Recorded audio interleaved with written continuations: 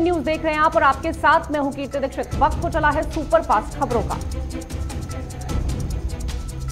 कांग्रेस महासचिव प्रियंका गांधी आज मथुरा के पालीखेड़ा में होने वाली महापंचायत में हिस्सा लेंगी। इसके अलावा प्रियंका वृंदावन के श्री बांके बिहारी मंदिर में भी दर्शन करेंगी। पंजाब में मुख्य विपक्षी दल आम आदमी पार्टी किसान आंदोलन के समर्थन में 21 मार्च को मोगा जिले में किसान महासम्मेलन आयोजित करेगी। प्रधानमंत्री नरेंद्र मोदी आज आईआईटी खड़गपुर के दीक्षांत समारोह को संबोधित करेंगे। पीएम मोदी का यह संबोधन वर्चुअल तरीके से होगा, जो थोड़ी देर में शुरू होगा। पश्चिम बंगाल में कोयला घोटाला का मामला तूल पकड़ता जा रहा है। आज सीबीआई की टीम ममता के भतीजे अभिषेक बनर्जी की पत्नी रुजिरा से पूछताछ कर रही है। गुजरात की 6 नगर निगमों की कुल 575 सीटों के नतीजे आ जाएंगे। गुजरात के 6 महानगरों के 2246 उम्मीदवारों के भविष्य का आज फैसला होगा। मतगणना से पहले बीजेपी ने जीत का दावा किया है। मुख्यमंत्री विजय रूपाणी ने ट्वीट करके कहा, हमें भरोसा है कि बीजेपी नगर निगम चुनावों में जीत हासिल करेगी। 26 जनवरी हिंसा मामले में दिल्ली पुलिस की क्राइम ब्रांच की टीम ने जम्मू से 2 लोगों को गिरफ्तार किया है। पुलिस के मुताबिक दोनों ने लाल किले में हुई हिंसा में अहम भूमिका निभाई थी। टूलकिट मामले में गिरफ्तार पर्यावरण एक्टिविस्ट दिशा रवि की जमानत पर आज दिल्ली की पटियाला हाउस कोर्ट में सुनवाई होगी। किसान आंदोलन को लेकर हरियाणा के पूर्व मुख्यमंत्री भूपेंद्र सिंह हुड्डा ने कहा कि इस राज्य में मौजूदा सरकार ने लोगों का भरोसा खो दिया है। कांग्रेस विधानसभा में अविश्वास प्रस्ताव लाएगी। राजधानी दिल्ली के उत्तरी पूर्व जिले में हुए दंगे को 1 साल बीत गए हैं। दंगों में पब्लिक और प्राइवेट प्रॉपर्टी को काफी नुकसान हुआ था। दंगों में 53 लोगों की मौत हो गई थी। इस दंगे को लेकर दिल्ली पुलिस ने अलग अलग 755 एफआईआर दर्ज की थी, जिनमें से 400 मामलों को पुलिस ने सुलझा लिया है। दंगों में शामिल कुल 1825 लोग गिरफ्तार किए गए।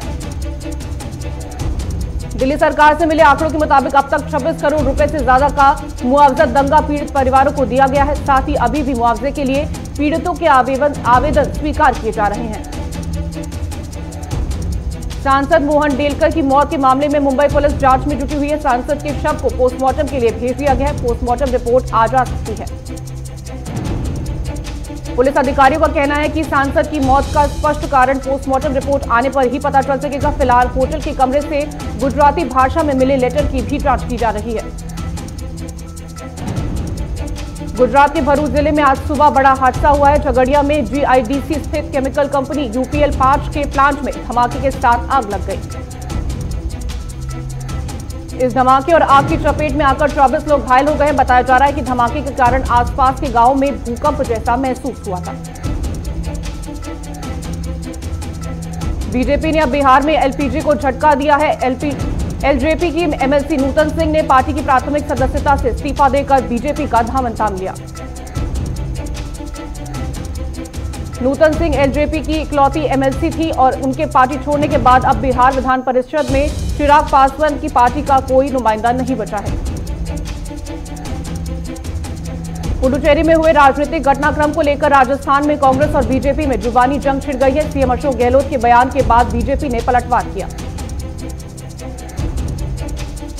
राजस्थान बीजेपी के प्रदेश अध्यक्ष डॉक्टर सतीश पूनिया ने कहा कि ये जो पब्लिक है ये सब जानती है। पहले कर्नाटक, फिर मध्य प्रदेश और अब पुडुचेरी में लगातार कांग्रेस सरकार वादों को पूरा करने में फेल रही है।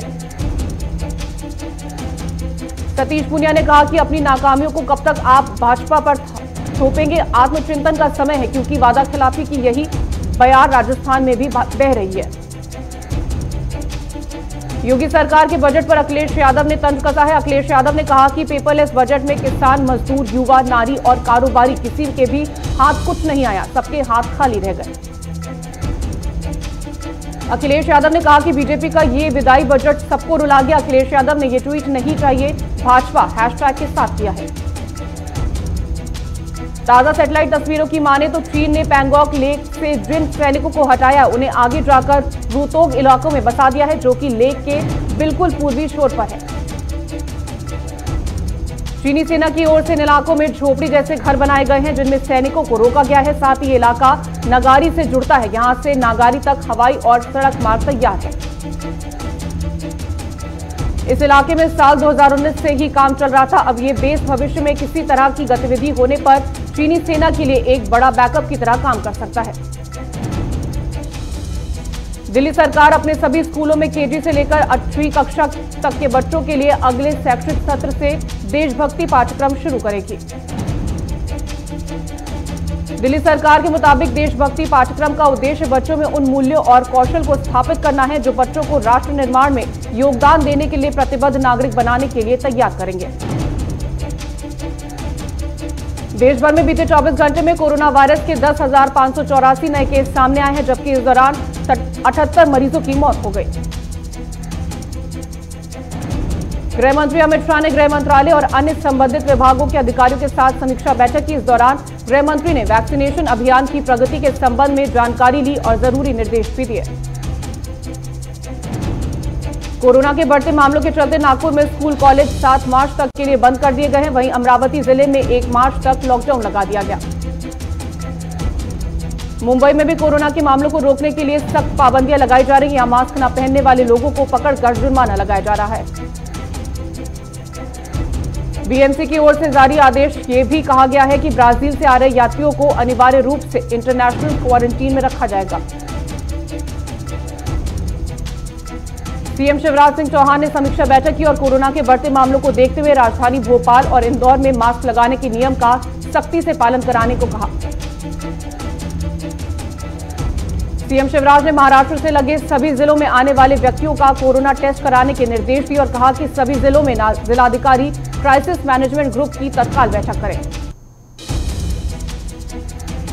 राजस्थान के जोधपुर में भी कोरोना के मामलों को देखते हुए धारा 144 लागू कर दी गई है। इसी के साथ 21 मार्च तक के लिए शादी समारोह में 100 से अधिक लोगों के शामिल होने पर रोक लगा दी गई। कोरोना पर रोकथाम को लेकर उत्तराखंड सरकार ने बड़ा फैसला लिया है, जिसके तहत महाराष्ट्र, गुजरात, केरल, एमपी और छत्तीसगढ़ से उत्तराखंड आने वाले यात्रियों का कोरोना टेस्ट किया जाएगा। केंद्र सरकार ने सुप्रीम कोर्ट कॉलेजियम की सिफारिशों में से 6 न्यायविदों की नियुक्ति हाईकोर्ट के स्थायी जज के रूप में कर दी है, जिसके तहत केरल हाईकोर्ट को 4 और दिल्ली हाईकोर्ट को 2 अस्थायी जज मिले हैं। गृह राज्य मंत्री जी किशन रेड्डी ने कहा है कि ईडी और सीबीआई गृह मंत्रालय के तहत नहीं आते। सीबीआई के उपयोग के आरोप निराधार हैं। जांच एजेंसियां अपने हिसाब से जांच करती हैं। कोरोना को लेकर किशन रेड्डी ने कहा कि सतर्कता जरूरी है। वैक्सीनेशन ओवर होने तक लोगों को सतर्क रहना, मास्क लगाने की जरूरत है। यूपी के शाहजहांपुर में पुलिस ने ठग गिरोह का भांडाफोड़ करते हुए गिरोह के 6 सदस्यों को गिरफ्तार किया है। यूपी के अमरोहा में समाजवादी पार्टी के कार्यकर्ताओं ने गैस सिलेंडर और पेट्रोल डीजल की बढ़ती कीमतों को लेकर सरकार के खिलाफ प्रदर्शन किया और एसडीएम को ज्ञापन सौंपा। यूपी के हरदोई में कोर्ट ने मासूम बच्चे के साथ रेप के बाद हत्याकांड के आरोपी को फांसी की सजा सुनाई। कर्नाटक के केपीसीसी प्रदेश कार्याध्यक्ष सतीश जारकिहोली ने पहली बार रामदुर्ग का दौरा किया। यूपी के कन्नौज में पुलिस ने हत्या का खुलासा करते हुए एक हत्यारोपी को गिरफ्तार किया है, जिसके पास से 2 कारतूस कट्टा बरामद किया गया। यूपी के बस्ती में कुछ लड़कियां आपस में भिड़ गई। इस दौरान जमकर लात घूंसे चले। सोशल मीडिया पर लड़कियों के हंगामे का वीडियो जमकर वायरल हो रहा है। यूपी के मुजफ्फरनगर में वाहन चेकिंग के दौरान पुलिस और बदमाशों के बीच मुठभेड़ हो गई। मुठभेड़ के बाद पुलिस ने 20,000 के इनामी बदमाश को गिरफ्तार कर लिया। कर्नाटक के रामदुर्ग में गैर कानूनी तरीके से चावल ले जा रहे ट्रक को पुलिस ने पकड़ लिया। इस दौरान 11 क्विंटल चावल से भरे हुए बोरियों को कब्जे में ले लिया। गुरुग्राम में अज्ञात बदमाशों ने एक युवक की गोली से भूनकर हत्या कर दी। ये पूरी वारदात सीसीटीवी कैमरे में कैद हो गई। यूपी के बस्ती में रालौद की तरफ से आज किसान सम्मेलन का आयोजन किया जा रहा है। रालौद में राष्ट्रीय उपाध्यक्ष जयंत चौधरी किसान सम्मेलन में शामिल होंगे। मध्य प्रदेश के बालघाट में 25 फरवरी को होने वाली किसान महापंचायत को लेकर तैयारियां जोरों पर है। महापंचायत में लगभग 1 लाख लोगों के आने का लक्ष्य रखा गया। राजस्थान के लाखेरी में नगर पालिका बोर्ड के नए कार्यकाल की पहली बैठक हुई। बैठक में नगर के विकास के लिए 61 करोड़ 44,27,000 रुपए का बजट पारित किया गया। राजस्थान के चुरू में कांग्रेस ने भारत रत्न मौलाना अबुल कलाम आजाद साहब, कस्तूरबा गांधी की पुण्यतिथि और कांग्रेस नेता राम नारायण चौधरी के जन्मदिवस पर उनके चित्रों पर पुष्प अर्पित कर याद किया। जोधपुर में पुलिस ने साइकिल सवार से मोबाइल लूटने वाले शातिर चोर को दबोच लिया। चूरू में हिमालय परिवार ने राष्ट्रपति के नाम जिला कलेक्टर को ज्ञापन सौंपकर सरकार से पीओके को पाकिस्तान के कब्जे से मुक्त करवाने के लिए ठोस कार्रवाई करने की मांग की है। राजस्थान के बूंदी में मदर मिल्क बैंक के 4 साल पूरे होने पर कलेक्टर ने मदर मिल्क बैंक का निरीक्षण किया और चिकित्सा विभाग को बधाई दी। कर्नाटक के कोलेगाल में पेट दर्द से परेशान महिला ने खुदकुशी कर ली। पुलिस ने मामला दर्ज कर शव को पोस्टमार्टम के लिए भेज दिया है। कर्नाटक के यादगिरी में एसीबी की टीम ने तहसीलदार को किसान से 10,000 रुपए घूस लेते रंगे हाथों गिरफ्तार कर लिया। यूपी के महोबा में अधिवक्ता की आत्महत्या मामले को लेकर अनिश्चितकालीन हड़ताल पर बैठे अधिवक्ताओं से यूपी बार काउंसिल के सदस्य अरुण कुमार त्रिपाठी ने मुलाकात की। यूपी के फतेहपुर में पुलिस ने मुखबिर की सूचना के आधार पर गांव में दबिश देकर अवैध कच्ची देशी शराब का जखीरा पकड़ा। राजस्थान के चूरू में ट्रक और पिकअप की जबरदस्त भिड़ंत हो गई। हादसे में 4 लोगों की मौत हो गई जबकि 15 लोग घायल हो गए, जिन्हें अस्पताल में भर्ती कराया गया। पानीपत में जेबीएम घोटाले को लेकर जन आवास सोसाइटी ने नगर निगम कार्यालय का घेराव किया और जल्द से जल्द जेबीएम का टेंडर रद्द करने की मांग की। राजस्थान के चूरू में पाठशाला लाइब्रेरी के वार्षिक उत्सव को धूमधाम से मनाया गया और सीरीज में प्रथम आने पर सुमन कुल्हरी को सम्मानित किया गया। हरियाणा के फरीदाबाद में डबल मर्डर की गुत्थी को पुलिस ने सुलझा लिया है। पुलिस ने जिम ट्रेनर और उसकी दोस्त का मर्डर करने के आरोप में 4 लोगों को गिरफ्तार किया। हरियाणा के मुख्यमंत्री मनोहर लाल ने कहा कि सरकार पर सबसे पहला अधिकार जरूरतमंदों का है। इस दिशा में बढ़ते हुए सरकार ने महत्वाकांक्षी योजना परिवार पहचान पत्र को लागू किया है। फरीदाबाद के भैंसरावाली गांव में 2 नकाबपोश बदमाशों ने 11 साल के बच्चे की गला घोंटकर निर्मम हत्या कर दी। झारखंड के साहिबगंज में उप प्रमुख प्रदीप कुमार सिंह ने अपनी जान को खतरा बताते हुए एसपी को ज्ञापन सौंपा और सुरक्षा व्यवस्था प्रदान करने की गुहार लगाई। झारखंड के साहिबगंज से कुछ दिन पहले लापता हुए ट्रक ड्राइवर का शव गंगा नदी से मिला है। परिजनों ने पुलिस प्रशासन पर लापरवाही का आरोप लगाते हुए एसपी से न्याय की गुहार लगाई। यमुनानगर में वाहनों के फर्जी रजिस्ट्रेशन घोटाले के मामले में पुलिस ने अभी तक 3 आरोपियों को गिरफ्तार किया है। पूछताछ में आरोपी ने 1000 फर्जी फाइलें बनाने की बात कबूली है। हरियाणा के पूर्व मुख्यमंत्री भूपेंद्र सिंह हुड्डा ने प्रदेश सरकार को निशाना साधते हुए कहा कि सरकार प्रदेश में बेरोजगारी, महंगाई और भ्रष्टाचार बढ़ाने की नीति पर काम कर रही है। सेंसेक्स 258 अंक ऊपर 50,002.64 पर कारोबार कर रहा है। वहीं निफ्टी 75 अंक ऊपर 14,740.70 पर कारोबार कर रहा है। आज एक बार फिर से पेट्रोल और डीजल के दामों में बढ़ोतरी हुई। पेट्रोल 90.93 रुपए और डीजल 81.32 रुपए पर बिक रहा है। इस साल 55 कंपनियां आईपीओ से 2 लाख करोड़ रुपए जुटा सकती हैं। साथ ही 90,000 करोड़ के साथ एलआईसी के टॉप पर रहने का अनुमान भी लगाया जा रहा है। कोविड-19 में सरकारी स्कीम का लाभ मिल सकता है। दरअसल वार्षिक आधार पर एमएसएमई लोन की ग्रोथ 5.7% पर पहुंच गई है।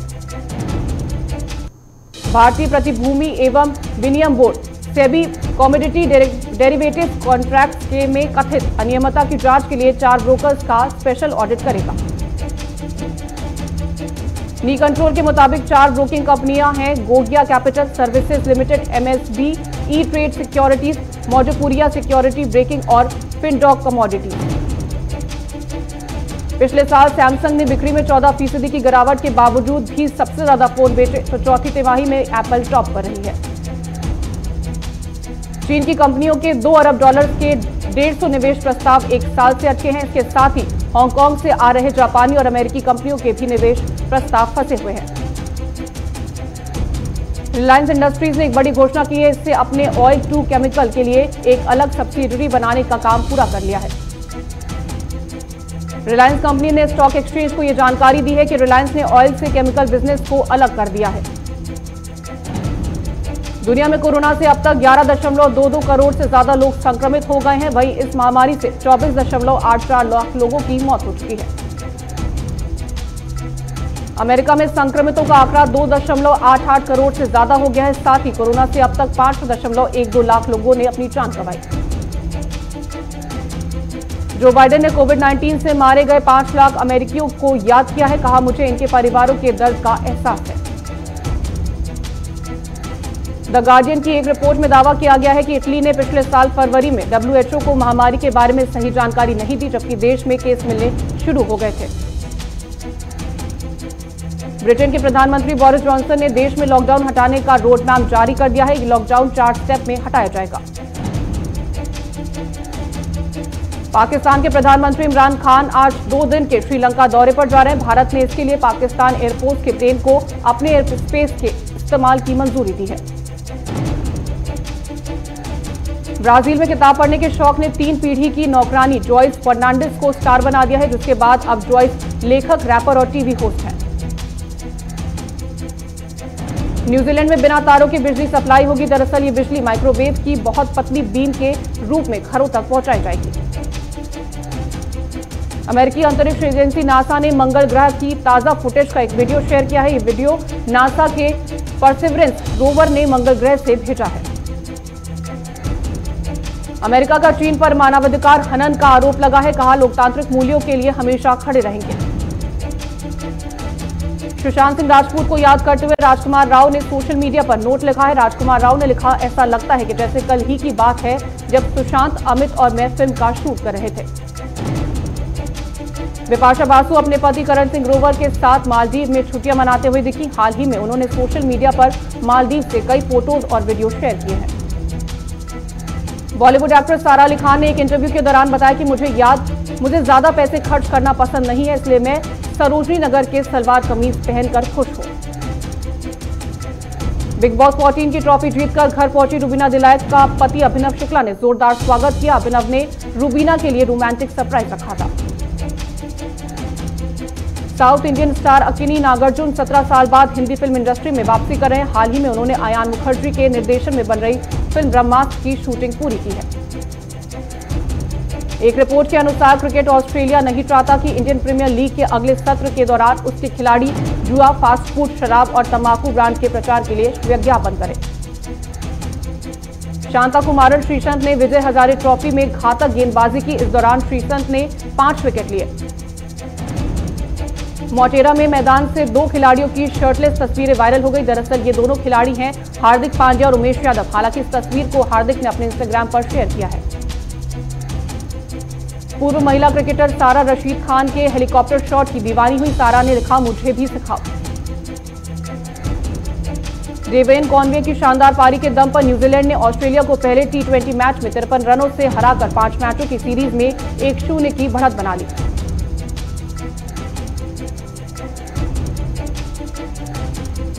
फिलहाल रुक रहे छोटे से ब्रेक के लिए। ब्रेक के बाद फौरन हाजिर होंगे।